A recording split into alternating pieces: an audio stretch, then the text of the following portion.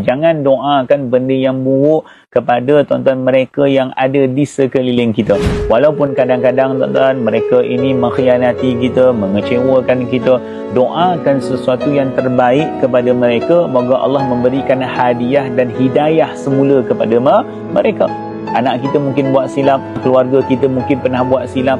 Jangan jadikan itu satu kesilapan yang menyebabkan terputusnya silaturahim, yang menyebabkan kita bermusuhan. Kita pernah bergembira sama-sama, kita pernah ada memori indah bersama, walaupun pengakhirannya tak berapa nak bagus tuan-tuan dan puan-puan, tapi ingat Allah menemukan kita dengan seseorang tersebut kerana dua perkara, sama ada pengalaman yang indah di hadapan Allah ataupun pengajaran yang baik daripadanya. Walaupun kita rasa tuan-tuan orang yang datang kepada kita itu mengecewakan kita, mengkhianati kita, tetapi ingat dialah yang memberikan pengajaran kepada kita untuk kita menjadi lebih baik.